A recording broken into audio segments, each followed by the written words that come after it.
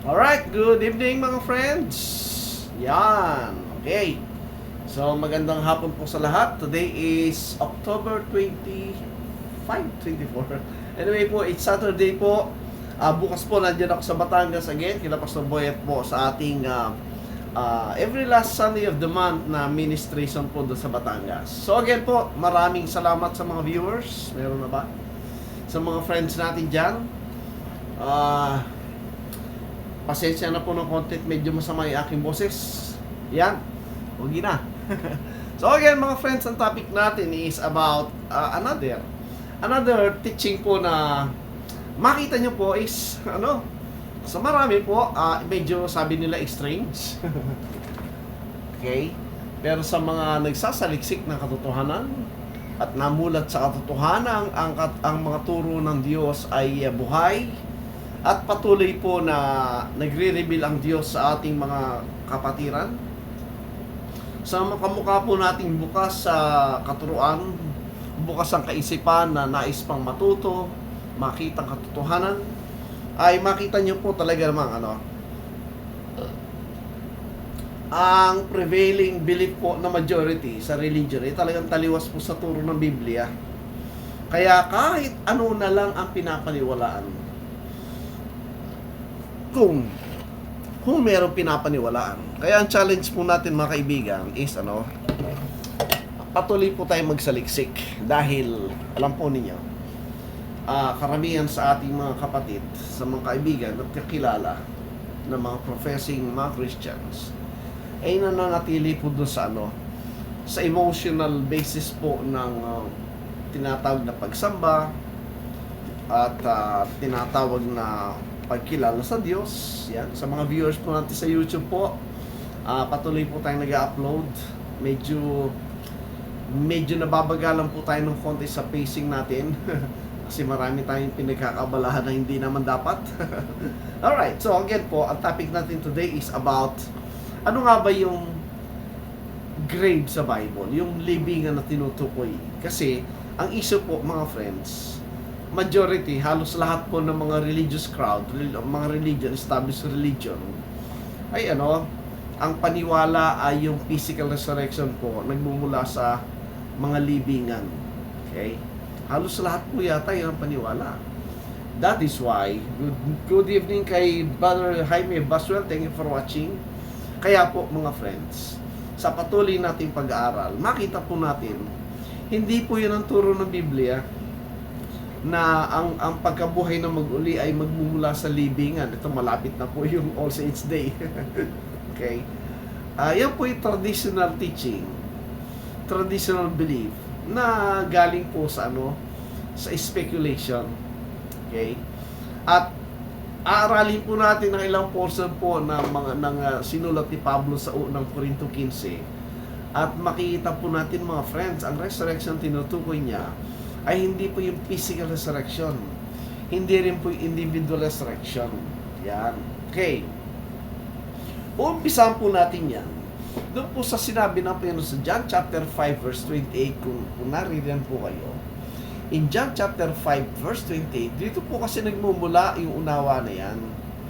Pero alam niyo, pag kayo po ay kumukuha ng sitas o talata sa Biblia, huwag kayong masisiyan doon sa huwag kayong masisiyan doon sa isa o dalawang verse na binasa.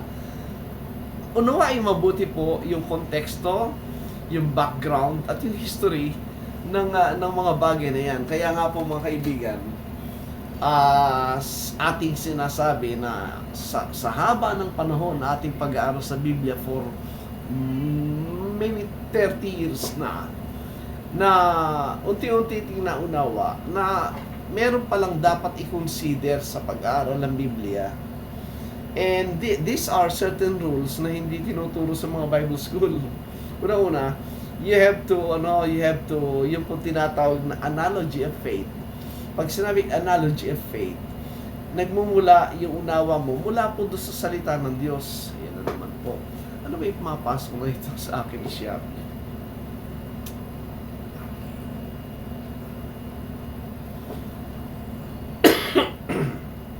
Okay.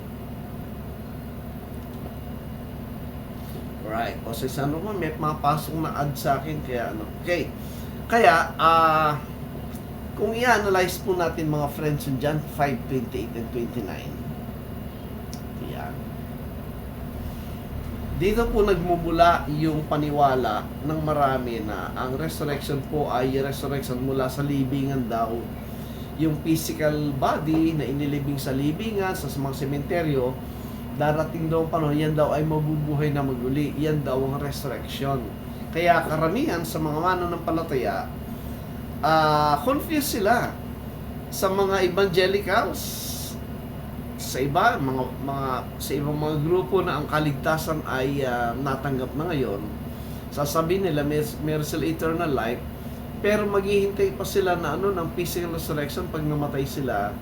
At pag sila namatay, pupunta sa langit, at pagdating doon ng Panginoon, bubuhay ng uli yung katawan. Isasama raw uli yung kaluluwa papunta doon sa libingan. Yun po yung traditional teaching. Good evening kay Ma'am Vivian David. Thank you for watching. Yun ang traditional teaching. Pero kung titingnan po sa Biblia, wala pong turong ganoon, mga friends. Kaya nga po sinasabi ko, i-check natin uli. Oo nga, chopping nga, medyo wala pong pasensya na. I-check natin, let us mag-aral tayo muli, matuto tayong mag-learn at relearn. Ibig sabihin, pag ikaw ay natututo, meron ka mga paniwalang napapalitan. Kasi most of the time, ang rejection po ng katotohanan. Kaya, marami hindi maintindihan po yung turo ng Biblia dahil meron na nakalaman po sa isip niya nakaturuan. Meron nga ako nakausap, Amerikano pa eh. Ang kanyang language, siyempre English. Nung pinabasa ko yung mga verses na ang resurrection ay naganap na, hindi maintindihan, hindi mapaniwalaan. Why? Kasi nga, may nakatanim sa isipan kaya hindi matuto. Okay.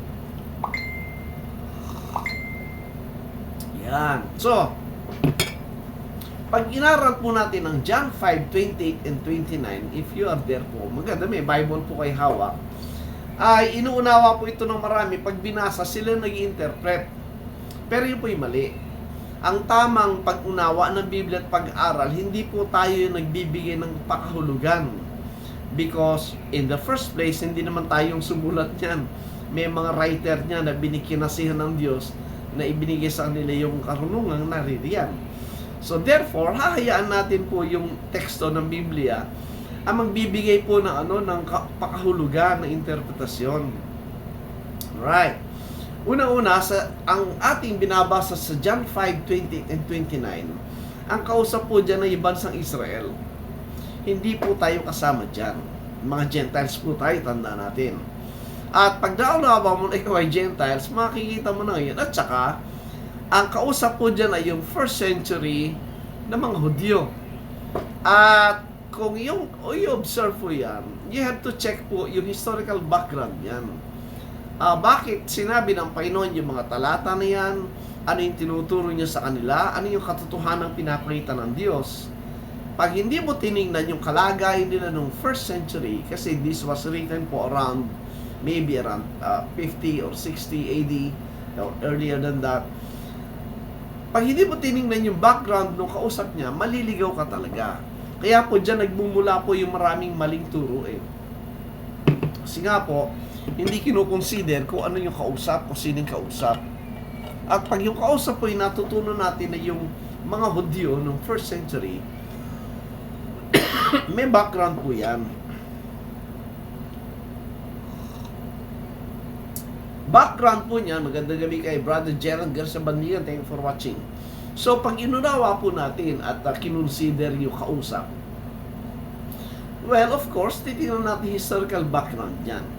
Right? So, dito, from here, makita natin ang tamang interpretasyon at inuunawa mismo ng kausap at nung nagsasalita, which is the Lord Jesus Christ. Ang sabi po sa John 5:28, marvel not at this, sabi niya. For the hour is coming in which all that are in the graves shall hear His voice. Sa Tagalog, huwag ninyong ipanggilalas ito sapagkat dumarating ang oras na ang lahat ng nangasa libingan ay makaririnig ng kanyang tinig. Alright. kamukha po na ating sinasabi mga friends, pag nabasa mo yung Biblia, ay gagamitan mo ng konting critical thinking. Na ito ba ay literal? O ito ba ay merong pakahulugan na kakaiba kaysa unawa natin as mga tao sa present time natin? Po. Good evening kay Brother Dario Perlas Nonog. Thank you for watching, brother. Okay. So, sa John 5:28, papansinin niyo po yung talata. Ang kanyang sinasabi na makakarinig ng kanyang tinig ay yung mga nasa libingan. Yeah. Kung ating gagamitin ang ating sariling isip po dyan, hindi pwede mangyari na yung mga nakalibing sa libingan ay makakarinig ng tinig ng Diyos. Wala pong batayan yon na ang kausap niya ay mga patay na nakalibing sa sementeryo. Hindi pwede yon. Sapagkat sinasabi niya, yung naroroon sa libingan ay makikinig sa kanyang tinig. Di ba? Kahit po sa scriptures, ang description ni Solomon sa mga patay ay wala nang feelings, wala nang kilala, wala nang maririnig, wala na pong activity of life yung mga taong nasa libingan. So therefore, paano makikinig yung mga nasa libingan na mga bangkay? Di ba? So hindi po yung literal, mga friends. Merong pinapaunawa ang Panginoon Jesucristo dyan at ina-apply sa kausap niya. Kaya ang sabi sa 29, and shall come forth they that have done good unto the resurrection of life, and they that have done evil unto the resurrection of damnation. Pansinin niyo. Sa Tagalog, at magsisilabas ang mga nagsisigawa ng mabuti at sa pagkabuhay na maguli sa buhay. At ang mga nagsigawa ng masama ay sa pagkabuhay na maguli sa paghatol. Pansinin niyo po, meron po siyang element ng future application ng resurrection na tinutukoy. Excuse me. At nung damnation o judgment. Okay, tingnan niyo maigi. So, at this point po, yung tinukoy ng Panginoon na makikinig ay yung mga nasa libingan. Maliwanag po yun, mga friends. Now, tingnan natin. Again, background. Ang Israel po, as a nation, meron silang tinatag na Hope of Israel. Ang Hope of Israel po ay yung kanilang hinihintay na resurrection. I hope nabasa nyo sa Acts 26 po yun, sa Acts 28. The Hope of Israel. Ang Hope of Israel na tinutukoy po doon ay yung resurrection nila. Ngayon, so yun ang hinihintay po ng mga Israelita, yung pagkabuhay na maguli. Now, pansinin nyo, dumating sa punto na yung Panginoon po ay nagsalita at nakaharap po si Maria at kanya pong pinatibayan yung dumating na nga yung resurrection, sabi niya. Sa John 11:24, tinan niyo. Good evening kay Sister Andy Guzman. Thank you for watching. In John 11:24, pinupuntahan po natin yung mga verses ng Bible para hindi po manatiling nagmumula lang sa akin yan, mga friends. Pinapakita ko po sa inyo authority kung saan nanggagaling aking sinasabi. In John 11:24, pag binasa niyo yan, dahil nga ang context dyan ay namatay si Lazarus, physically dead, pero sabi ng Panginoon, mabubuhay na maguli siya. Kaya ang sabi ni Martha sa 24 ay Martha said unto him, I know that he shall rise again in the resurrection at the last day. Good evening kay Genesis Dungka. Thank you for watching. So yun ang hinihintay ng mga Hudyo. Na isa pa po dito, mga friends, yung last day. Sa huling araw, ang sabi niya, doon siya mabubuhay na maguli. Again, in the mind ni Martha po ay physical resurrection. Why? Because previously, meron po silang ma-experience ng physical resurrection in the Old Testament. Ngayon, ang sabi niya, sumagot ang Panginoon sa 25. So, ang sabi ng Panginoon, I am the resurrection and the life. He that believeth in me, though he were dead, yet shall he live. O, Tagalog, sinabas sa kanya ni Jesus, ako ang pagkabuhay na maguli at ang kabuhayan, ang sumasampalataya sa akin bagamat siya'y namatay, gayon may mabubuhay siya. Alright, again, ang ina-address po dito mga kasama, mga friends, ay mga patay. Kanina, binasa natin, yung makikinig sa kanya ay yung nasa mga living sa sementeryo, sa grave, kung ganun ang ating unawa. Alright? Doon muna tayo sa unawa natin ng physical. So, imposibleng makinig yung nasa sementeryo na nakalibing. Pag pinreachingan mo yon, may marinig ba? Ang testimony ng scriptures at ating sariling isipan, hindi papasa, di ba? Hindi pwede makinig yung nasa living, yung multo. Di ba? Hindi pwede. O dito naman sa John 11:25, ang kausap dito ng Panginoon ay mga patay. Mga patay ang sabi niya. Okay? Ang tanong, anong klaseng patay yung kaharap niya? Physical pa o spiritual? Yan po yung contention dito, mga friends. That is why, patuloy ang usapan nila, di ba? Sabi sa 26, and whosoever liveth and believeth in me shall never die, believest thou this. At ang sino mang nabubuhay at sumasampalataya sa akin ay hindi mamamatay magpakailanman. Sinasampalatayanan mo bagay ito. So again, kung sino man daw yung naniwala at nakatanggap ng buhay, hindi na siya mamamatay. Now, pansinin niyo. Kung yan po ay nasa physical application ng ang resurrection at yung kamatayan tinutukoy, yung sinabi ng Panginoon sa 26 na yung naniwala ay nagkaroon ng buhay at hindi na mamamatay, hindi po pwedeng i-apply ng physical yan. Dahil hahanapan ko kayo ng mga taong mananampalataya sa Panginoon during that time and until today buhay pa. Yung kausap niya, o di sana wala nang namamatay na believer, di ba?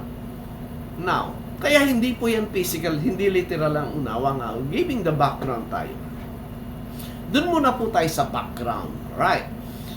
Yung issue po ng resurrection, mga friends,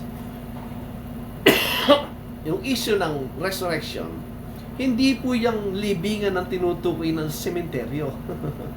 Why? Isang talata lang po aking papakita sa inyo. Ang tanong, ano ba ang kalagayan po ng bansang Israel during the time na sinabi ng Panginoon yung mga nasa libingan ay makakarig ng kanyang tinig? At dalawang uri nga po yung kausap dun na yung isa, sabi niya, ay magbabango muli para sa pagkabuhay na maguli sa buhay, yung gumawa ng mabuti, at yung gumawa ng masama ay sa pagkabuhay na maguli sa damnation. Pansinin nyo, hindi po yun physical, hindi po yun literal. Sapagkat giving the background, ito po ang kalagayan ng Israel sa mata ng Diyos, right? Dito na lang tayo sa Ezekiel 37, hindi ko na papakahabaan ito, medyo inubo po kasi ako. Ang sabi po ng Ezekiel 37, if you are familiar sa Ezekiel 37, yan po yung Valley of Dry Bones, right? Sa vision pinakita kay Ezekiel as a prophecy of the coming days ng resurrection ng Israel. Doon na lang po tayo sa 11. This is how the Lord describe and identify ang first century apostate Israel. Good evening po kay Ma'am Sara Alunan Ocampo. Thank you for watching. Ang sabi po ng 11, then he said unto me, Son of man, these bones are the whole house of Israel. Ayun po, Ezekiel 37, the valley of dry bones po yan At mahaba yan pag binasa natin, pero ang gusto kong mabasa nyo yung Ezekiel 37:11, dinescribe niya at pinaunawa niya na yung Valley of Dry Bones, hindi yung literal na mga bones. Sa mga friends kasi natin na mga naghihintay ng physical resurrection, yan ang ginagamit na verse. Yung mga friends natin sa Baptista, gagamitin Ezekiel 37, may kanta ka pa, may ano pang kanta yan the dry bones of Ezekiel, yung resurrection daw. Okay, iniliteral po nila yan. Pero pag binasa mo yung context, it was a description of the spiritual condition of that apostate nation. Kaya sabi sa 11 po, kaya nga prophecy po yan tandaan po natin, lahat po ng prophecy pag binasa natin, it was written like a poetry, it was written like a parable, using po metaphoric words, symbols, signs, figure of speech, etc. Kaya dito, yung lahat ng binasa mula Ezekiel 37 mula verse 1 hanggang verse 11, yan. Good evening kay Pons Torres, thank you for watching. Ang tinukoy po sa 11, mga friends, ay yung apostate nation Israel. Anong sabi niya? Then he said unto me, Son of man, these bones are the whole house of Israel. Again, critical thinking po. When Ezekiel po was writing nung sinusulat po ni Ezekiel yung sulat na yan, ay captive po sila. Dapat po alam natin, pag captive yung sa time ng history, that's the time of the captivity ng natirang Jew at Judah and Benjamin sa Babylon. Alright? Yung time na in-invade ni Nebuchadnezzar ang Jerusalem by 539 and 536 BC, di ba? Ito'y kanyang nilusob at yung winasak ang Jerusalem at yung mga natirang buhay dinala sa Babylon, right? So this is the time of the captivity nila. At dito po ay nagbigay ng prophecy ang Panginoon kay Ezekiel na merong dadating na time of resurrection, right? Pero dito, kaya nga po, pinakita yung condition po ng nation Israel. Again, babalik ka sa background dyan, from the time na ina-enjoy nila yung blessing and promises, lahat ng pangako ibinigay na sa kanila nung sila'y pumasok sa Kanaan. Kaya lang, again, ang namimiss ng maraming nating friends, dispensationalist friend, ay yung covenant ng Diyos sa Israel. Merong kondisyon yun. Pag sila'y nanatiling faithful, they will be blessed by God. Sila'y yumaman, prosper sila, merong safe sila from their neighbors, walang kalaban that time, and they live in a blessed state. Pero kaakibat ng condition po ng covenant, when they disobey God, papasok po yung mga sumpa, yung curses of the law. So it happened, nangyari. So what happened? In-apply po yung judging penalty ng kanilang disobedience. So what happened? Na-divide na yung Israel, yung Samaria, at itong dating isang bansa na-divide na hati between the 10 tribes, yung 2 tribes sa Jerusalem, Samaria, and parehong naging idolatrous. Hinayaan ng Diyos na mawasak yung Samaria, inalis lahat ng mga 10 tribes yung kinalat sila dahil biro mo nga naman may asawa ka na, ibang asawa pa, so pinalayas ng asawa yung asawa niya. At yung kapatid niyang ganun din, si Judah at si Benjamin, ganun din, naging idolatrous din. So what happened? Pinalayas din sila. Kaya nga po, when God raised up yung Babylonian Empire at yung Assyrian Empire, it was used po as a judgment sa kanila. So what happened? Na-invade ang Babylon, ang Jerusalem, naging captive. So nahati sila. Practically, that time, patay na po yung Israel. Wala nang buong Israel. Kaya dito, ang kanyang description ng 11 ay yun po yan. Binigyan ko lang po kayo ng background kasi mahalaga po yun Yung history po, napakahalaga niyan. Di ba? Huwag niyong hayaan may teacher na sasabihin sa inyo na hindi kailangan na history. Yun po ay ignorant. Yun po ay wrong type of teaching when somebody said na hindi kailangan na history. Tamad yun. Tamad na tagapagturo yon at maliligaw ka doon sapagkat i-apply na lang lahat po niya yung kanyang nasa isipan na interpretasyon. So that's the brief background doon. Kaya po alam nyo, yung Bible natin at yung nangyari sa mundo, which is the history, they go along. Yan po yung nagpapatibay sa aking pananampalataya at paniniwala sa authority ng Biblia kasi naganap po lahat yan, yung mga bagay niya. Kaya maganda pag-aralan po yan. So ito yung estado, ito yung kalagayan ng nation Israel. Sila ay dry bones ang sabi. Kumbaga mga patay yan, walang buhay sila. Kaya sa 11 babasahin ko uli, hindi ako nagsabi noon itong talata ng Biblia. Then he said unto me, Son of man, these bones are the whole house of Israel.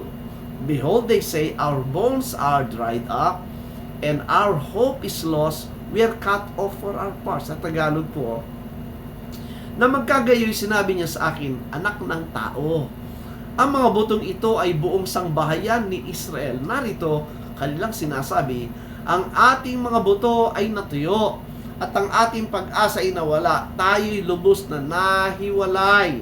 Tingnan nyo, ang nagsasalita, yung mga Israelita, pero ang description sa kanila, yung mga kalansay na lang. Literal ba yan? Hindi po literal yan. That is a figure of speech, a sign or symbol of being dead or lifeless, not in the physical sense. Kasi nagsasalita eh. And then, tinan nyo yung 12. Kaya sabi sa verse 12, sabi no, therefore, prophesy and say unto them. Yung them po dyan, hindi tayo kasama dyan. Yung Israel pong kausap dyan. Kasi pag nagbasa ka, tandaan mo, tingnan mo maigi, sining kakusap. Alright?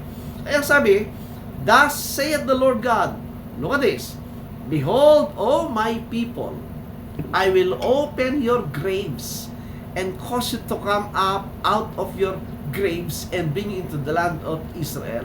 Tagalog. Kaya't manghula ka at sabi mo sa kanila, ganito ang sabi ng Panginoong Diyos, narito aking bubuksan ang inyong mga libingan at aking pasasampahin kayo mula sa inyong mga libingan o bayan ko at aking dadalhin kayo sa lupain ng Israel. O, sa 13, and ye shall know that I am the Lord. Yon. Kailan? When I have opened your graves, O my people, and brought you up out of your graves. Tagalog. At inyong malalaman na ako ang Panginoon pagka aking binuksan ang inyong libingan at aking pinasampa kayo na mula sa inyong mga libingan o bayan ko. Yan. Okay. So, una, dapat mag-agree tayo, hindi literal na libingan yan, hindi literal na mga bangkay yan, hindi literal na mga kalansayan. Yaan ay ang estado ng bansang Israel na patay sa harapan ng Diyos, kaya identified po yung kamatayan saan? Sa libingan. Yan. So, yan ang estado nila. So, pupunta tayo ngayon sa John 5:28. Very, very simple lang po ito mga friends. John 5:28. Yan. So, sa John 5:28, ito na yung katuparan. Ito na yung katuparan ng hula ni Ezekiel. Na kung saan, ginamit ng Panginoon yung salita na yon at in-apply sa kanyang katotohanan dala-dala. Ulitin natin sa John 5:28 sa English po, marvel not at this, for the hour is coming in the which all that are in the grave shall hear His voice. Sa Tagalog, huwag ninyong ipanggilalas ito sapagkat dumarating ang oras na ang lahat ng nasa libingan ay makaririnig ng kanyang tinig. Sino makakarinig? Yung nasa libingan. Sino yung nasa libingan? Mga patay. Tanong, literal bang libingan? Literal bang mga bangkay yung nandoon? No. Yun po yung kalagayan ng Israel. Patay sila sa harapan ng Diyos pero buhay sila in the physical sense. Kaya pwede pa silang makinig. Sa 29, and shall come forth, sabi niya, they that have done good unto the resurrection of life. Pansinin nyo, and they that have done evil unto the resurrection of damnation. Pareho pong nabuhay na maguli, sabi niya. Pero yung daw gumawa ng mabuti ay patungo sa pagkabuhay na maguli. O hindi pa po pagkabuhay na maguli tinutukoy doon. At yung gumawa ang masama ay doon sa pagkabuhay na maguli sa paghatol sa resurrection. Pag binasa niyo po ng maigi yan mga friend at kinumpare natin, I don't know kung meron tayong time. Yan po yung sinasabi ni Apostle Pablo na resurrection of the just and the unjust. Yun pong bansang Israel ang tinutukoy doon. Pero before that, gusto pong patibayan pa. Yung sinabi ko kanina, na binasa natin sa Ezekiel 37, na dinescribe niya Yung Valley of Dry Bones ay yun po yung larawan po ng bansang Israel as their spiritual condition that they are dead. When you say dead po, they were separated from God. Tandaan natin, ang meaning po ng death ay separation from God. Right? At this state po ng panahon ni Ezekiel, hanggang sa pagdating ng Panginoon sa first century, yan po yung kalagayan ng nation Israel. They are dead. They are separated from God. Alright, ngayon, pansinin niyo po, si Apostol Pablo po, sa kanyang binasa po, pakita ko po sa inyo. Sa unang Korinto 15, ito po yung famous chapter of the resurrection. Buong chapter po na yan, ang pinag-uusapan po niya ang pagkabuhay na maguli. Now, mapapansin po niyo mga friends, and I'm sure, I will show you, lahat ng kinot ni Pablo dyan ay galing sa Hosea at saka sa Isaiah. Alright? At pag nakita po natin Hosea at Isaiah, makita natin, yun po yung kanyang tinutukoy na katotohanan sa loob ng unang Korinto 15, kung ano uri ng resurrection ang tinutukoy at kamatayan. Tingnan niyo po, sa unang Korinto 15, 4. Yan. I hope you're there po. Sa 1 Corinthians 15:4, makita niyo po, ito po yung gospel, the death, burial, resurrection. Kaya lang gusto kong idalang attention nyo sa 4, yung that he rose again the third day according to the scriptures. Yan. Tandaan nyo, kumukuha ng sitas po si Apostol Pablo bilang katibayan ng katuparan ng hula na nangyari po, naganap, na dinala ng Kristo. Yung sinasabi po that he rose again the third day according to the scriptures, saan natin mababasa yun? Mababasa po natin sa Hosea. Doon lang mababasa yung third day. Tignan nyo, Hosea chapter 6. Yung kinot po ni Pablo, isang verse lang po ang pinagkukuhanan nung resurrection on the third day. Saan natin makita? Hosea 6:2, ayan po. After 2 days, will He revive us? Sabi niya. In the third day, He will raise us up and we shall live in His sight. Now, tingnan yung 6:2. Ito po sa chapter 6, ang pinag-uusapan po dito ay yung nation Israel. Right? Yung nation Israel. Pero dito, in-apply po ni Pablo yung katuparan nito kay Kristo. Anong in-imply? Implying na yung prophesied resurrection unto life ay magaganap kay Jesus Christ, being the Savior, being the second Moses. Alright? Good evening kay Gerald Beams. Shobal, thank you for watching po. So, if Paul po, as we have read, na kinote po niya Hosea 6:2 sa third day, ina-apply po niya yung kalagayan po ng Israel dyan sa Hosea na sila po'y patay, not in the physical sense, but in the spiritual sense. You know, mga taong patay, pero sabi, we shall live in His sight. Mabubuhay tayo muli sa paningin niya. Tuloy natin sa verse 5. Anong klaseng kamatayan ang tinutukoy niya sa Hosea, na kung saan kumuha ng talata si Pablo bilang katibayan ng fulfillment nito sa 5. Therefore have I hewed them by the prophets, I have slain them by the words of my mouth, and the judgment are as the light that goeth forth. Ito po, pinatay sila, pinutol sila sa pamagitan ng mga propeta, aking pinatay sila ng mga salita ng aking bibig. Alright? Hindi po literal na espada, hindi literal na itak, kundi sa mga salita ng kanyang bibig na pinagputol-putol. What does it says? Pinatay sila ng aking salita. Anong klaseng kamatayan yun? Not physical. Kasi ang words po is spiritual. So, spiritual ang death na tinutukoy dyan. Mga taong buhay, pero patay sa kalagayan spiritual. Yun po ang kalagayan ng bansang Israel. Tuloy natin. So, Hosea 13. Hosea 13:1. Ito po, tinan niyo maigi. If you have the Bible, pamakita niyo. When Ephraim spake trembling, he exalted himself in Israel. But when he offended in Baal, he died. Sa Tagalog, na magsalitang Ephraim ay nagkaroon ng panginginig. Siya'y nagpakalaki sa kanyang sarili sa Israel.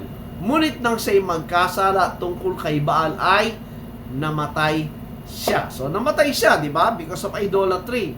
Tanong, anong klaseng kamatayan? Physical or spiritual? Tingnan niyo yung verse 2. And now they sin more and more and have made the molten image of their silver and idols according to their own understanding, etc., etc. Physical ba? Patay sila? Di after saying namatay sila, sa verse 2, gumagalaw pa sila. Nagkakasala pa nga Gumagawa pa nga ng mga idols So, hindi po physical death ang pinag-uusapan dyan. Hindi physical death ang kalagayan na tinutukoy na tatanggap na resurrect, kundi mga taong patay sa spiritual. At alam nyo ba, dito rin sa Hosea, kinuha ni Pablo, in-apply po sa resurrection ng 1 Corinthians 15, itong nasa Hosea 13. Right? Ano sabi niya? Hosea 13, verse 14. Ayan po kaliwanag. Ano sabi ng 14? I will ransom them from the power of the grave. I will redeem them from death. All death, I will be thy plagues. All grave will be thy destruction. Repentance shall be hid from mine eyes. Ang sabi niya. Ito pong 13:14 na sinasabing ililigtas sila mula sa kapangyarihan ng libingan, sa kapangyarihan ng kamatayan, at sinabi pa nga asa ng kapangyarihan ng kamatayan at ng libingan. Ito po in-apply ni Pablo sa resurrection ng 1 Corinthians 15. Tingnan natin. 1 Corinthians 15. Alright.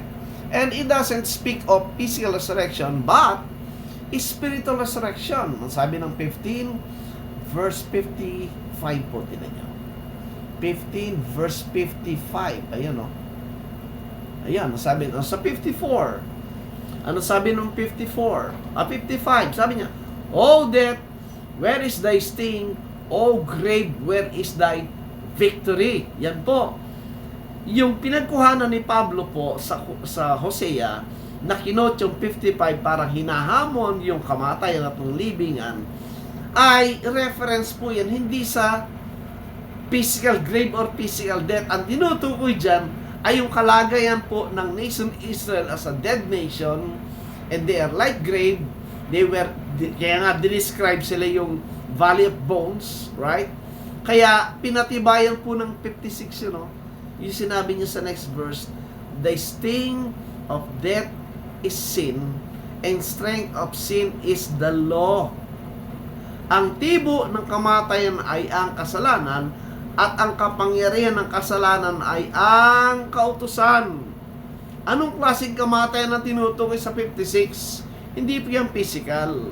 Kung nalaliman nyo pong aral, kung nasundan nyo yung aral po natin last time, Romans 7:9, ang sabi ni Pablo, yung kautusan na nagdadala ng kamatayan. Kaya nga mali po yung turo na ang kaligtasan daw ay sa kautusan. Wala pong maliligtas sa kautusan, sapagat ang kautusan po hindi nagdudulot ng buhay, kundi nagdudulot siya ng kamatayan.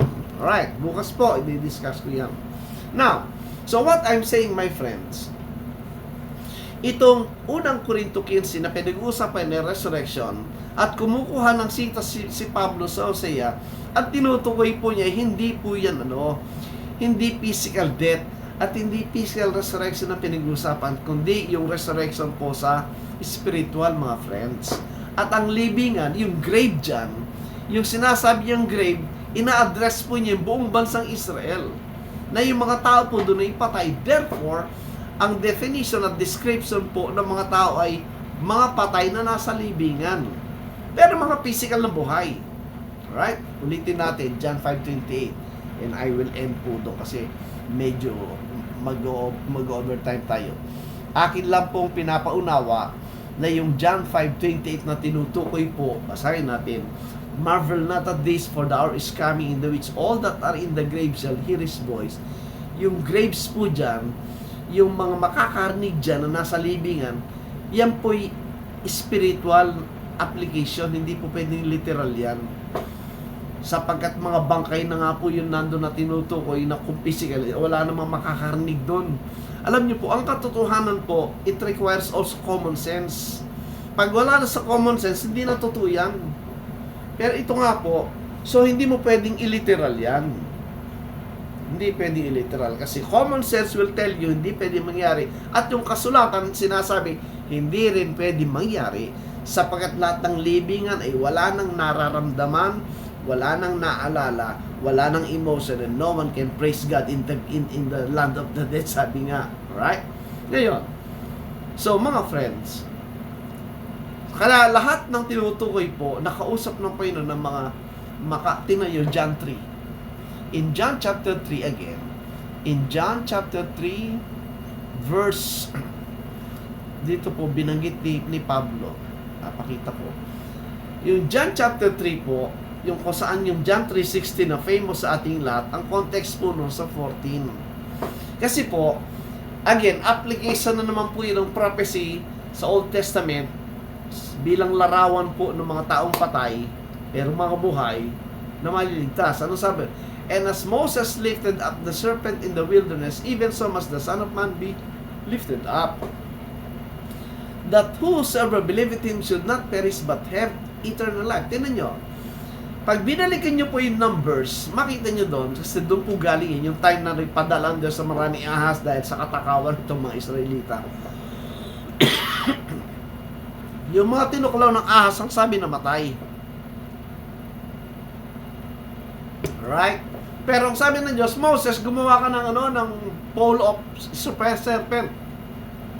Yan pong simbolo ng mga medicine, yung hospital, mga doktor, di ba may serpent na nakapaikot sa pole na gano'n. Doon po galing yon.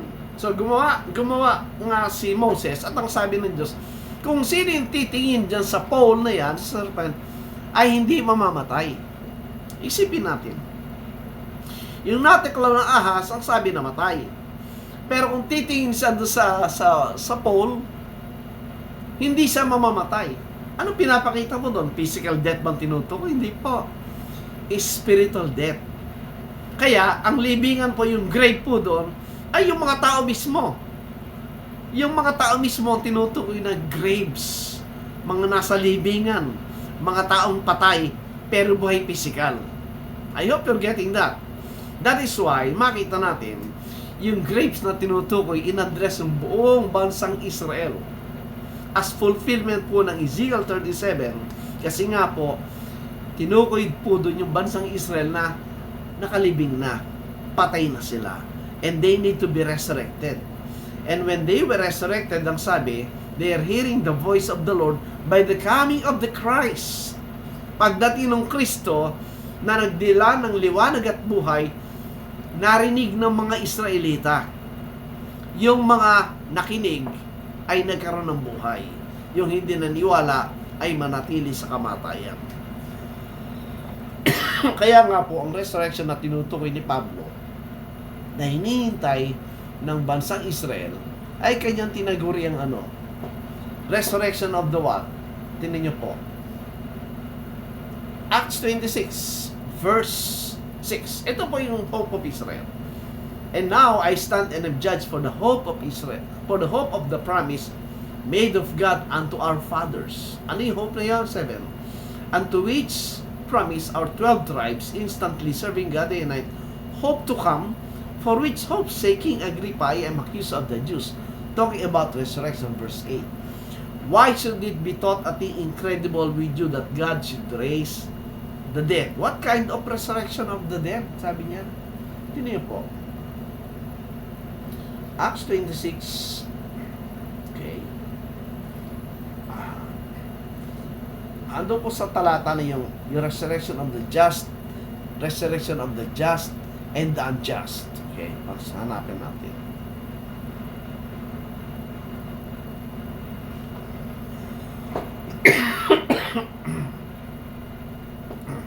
Isa na po ako inuubo talaga. I hope mawala ng bukas. Ay, hindi ko makita po. Anyway, nandiyan lang po sa Acts yan. Acts 26 or 28 yata. Tinutukoy po din resurrection of the just and the unjust. Sino yung just at yung unjust? Yung pong nation Israel. Kasi at that time po, they are dead as a nation and they were being brought up. Yung po yung type and symbol po ng resurrection ni Adam. Una, katawan muna, dust, and then later on, hiningahan ng Diyos. Two part. Body muna pero walang buhay. Nagkaroon lang ng buhay ng hiningahan ng Diyos. Eh, kailan nangyari yan? Sa Israel po, pag binalagyan natin history, makita natin yan. The time of their going back sa Jerusalem, ni-rebuild ang Jerusalem, ni-rebuild ang temple, they were then as a nation pero dead nation pa rin. Until the coming of the light, dinescribe po na sa darkness pang Israel, yung light dumating si Jesus Christ. Pag binasa niyo po yung John chapter 1, makita niyo doon, yung light si Kristo, yung darkness, yung po Jerusalem o yung Israel. So, ina-address po niya sa time na yon ay mga taong patay na tinawag na graves. Ang kalagay, nakalibing sila because they are dead. Alright? So, again, my friends, if you have any question, just type in the question po and I will provide the answer po from the scriptures. That is why, my friends, ang resurrection po nangyayari ngayon. To those people who believe the Lord Jesus Christ, those people who joined themselves with the Lord by believing Him. And if you believe the Lord Jesus Christ, you receive the gospel of Christ by believing na you already received resurrection. Nakatanggap ka na ng buhay na walang hanggan. And you're alive. Alright? So again, my friend, thank you so much for watching. I hope tayo po ay pinagpala na po sa ating buhay. At panatilihin po natin na manampalataya, kumilala sa Panginoon at maglingkod po sa Kanya. So maraming salamat po. Let us close po sa prayer. Again, maraming salamat Ama sa iyong kabutihan at pag-ibig sa amin. I hope po na matutunan namin ang bagay nito as we grow in faith. Lalo po namin maunawaan at ito'y magpatibay po sa amin, Panginoon. Thank you so much, O God. With all thy blessings and grace, we ask these things po in the precious name of our Lord and Savior, Jesus Christ. Thank you. Thank you so much po for watching.